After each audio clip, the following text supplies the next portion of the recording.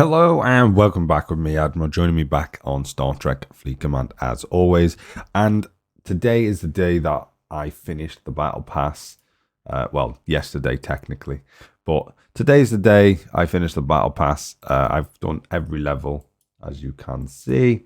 And I thought I'd give my final thoughts, opinions on it, and whether, you should go for obviously the actual Battle Elite version of it, the actual Battle Pass itself, the paid version, or whether you should stick free to play. I would always say the Elite version. The question is whether it's worth the money that you spend.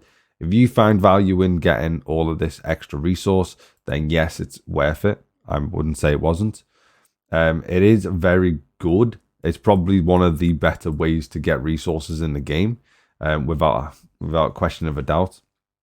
However, I find that this system is starting to wear off a little bit, in my opinion. It's starting to get a little bit lacklusterful.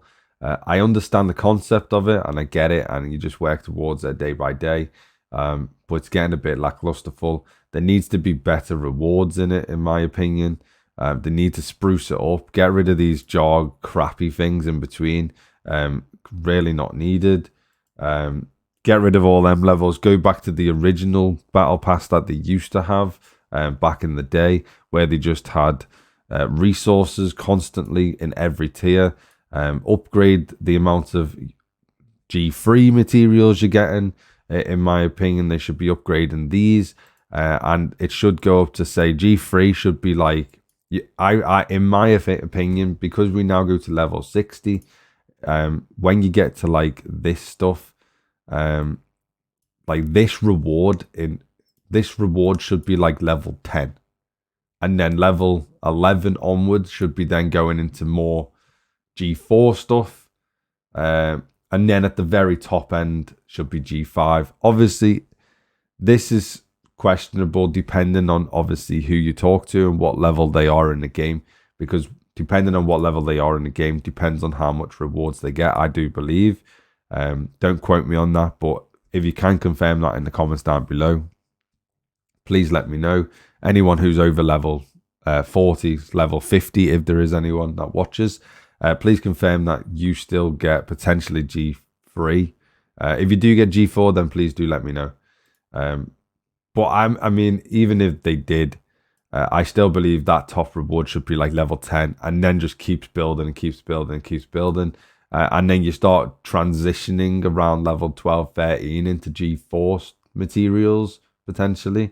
But then by the time you get to G12, I mean, instead of getting 248 refined ore, you're getting something like 500 refined ore instead. Something like that. And then past the year, you're getting something like 300 million. Because at the end of the day, the G3 materials, quite frankly, they need updating. And this game needs updating with the G3 materials, in my opinion. Because we're now going into the realm of we have the ability to go to level 60. However, to get there takes an awfully long time. And the grind shouldn't now be through the G3 materials. The grind should now be through the G4 materials. Since we're now transitioning over into that new era, going into G5 materials, they should now update the game in the new year so that G3 is so much more easily accessible, and G4 materials becomes the new grind up to G5, so on and so on. Because no doubtably in the future they'll probably go to level 70 potentially, and then push on to maybe even level 80, 90, 100 in the very distant future, depending on how long this game popularity lasts. Which means obviously they'll probably end up going to G6, maybe even G7, 8, 9, or whatever in the future. So yeah, that's my thought and opinion on the Battle Pass and how I believe they should update it and progress into the future. I've got some other thoughts about it. Sorry, there's nothing really going on in the background, but got some other thoughts. So we spoke about it, pretty much very lacklusterful. Same old stuff, same old missions as well.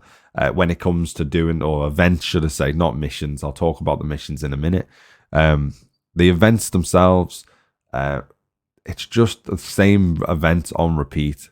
They need to update the events so that some of the events are more easily accessible, potentially by updating the point system on them, or alternatively, just completely changing the event itself to make it more accessible to people in terms of not having to do too much or spend a ridiculous amount of time on the game.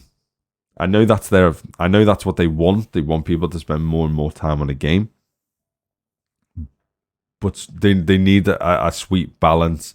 Spending an hour to 2 hours solid straight on the game, in my opinion, is just not acceptable.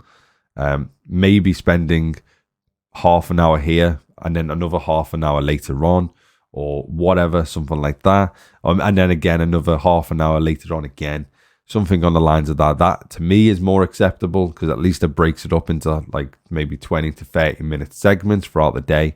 Another game that does this really well, in my opinion, is Star Wars Galaxy of Heroes, as you need to claim energy 4 times a day.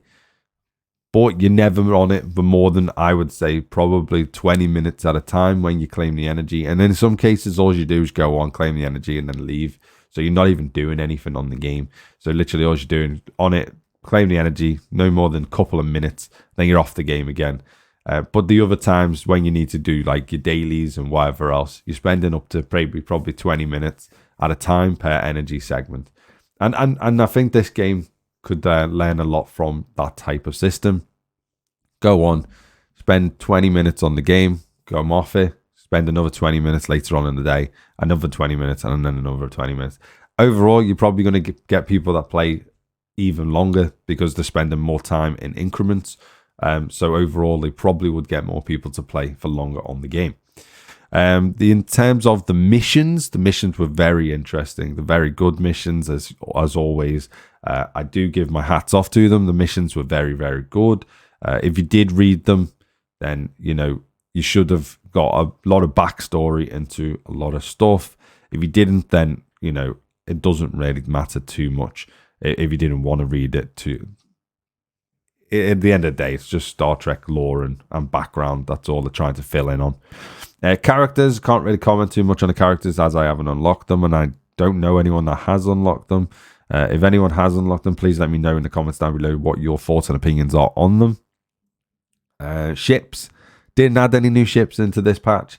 I wish they would. I wish, instead of just updating the game and then adding absolutely 9 ships or 10 ships into the level 50 to 60 realm, I wish they'd update it in terms of just adding, even if it's just one ship at a time, add one ship and fill in the gaps between level 34, level 39, fill in the gaps between, level 40 to 50 is not so much a problem because they go every 2 anyway. And then level 50 to 60, again, is not so much an issue now because they've got the new ships that fill that gap.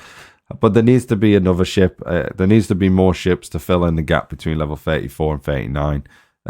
You could put a ship at level 35 or 36 and then 37 or 38. You could put 2 more ship classes in there to fill the gaps, which would be interesting. They could add pretty much any. I've spoke about these ships before and what types of ships they could add into the game.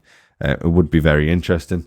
I still personally think they should be adding things where you can work in fleets and how you work in fleets better, like having a medical ship which gives off a buff area that obviously if other ships were in that area, they get healed over time to a certain rate.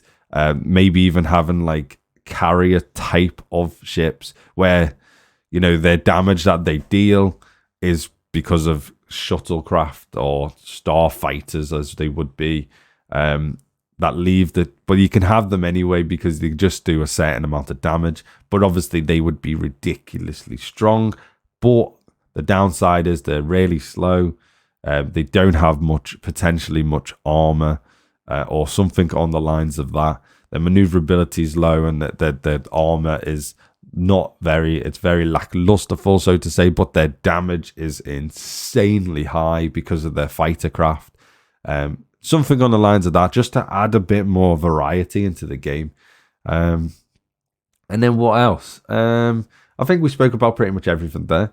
The game itself's in an okay position still. I wouldn't class it more than... I would still rate this game probably no more than 3-star. It's certainly a grind, pretty much mostly. And I have hopes for the future, and I've just alluded to a couple of the little things that I would like to see in the game. But yeah, and they've added obviously this syndicate part now as well, which obviously if you haven't, make sure you keep claiming your daily chests because you can keep progressing through. So they've added this now, which again is okay. I mean, it's nothing... I wouldn't say it was anything special. These rewards are nothing special within them either. You get extra warp speed, which, I mean, it should already be in the game. It shouldn't take you 9 hours just to get to one system, and that's across the galaxy. It's a bit ridiculous, the fact that you've got to wait potentially up to 10 minutes just for your ship to get to a system that you can do stuff in.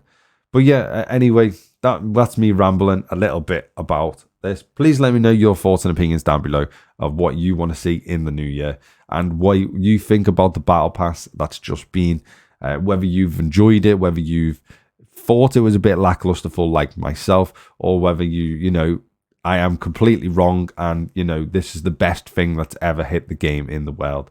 Other than that, don't forget to keep supporting the channel, and I will see you next time. Bye-bye for now.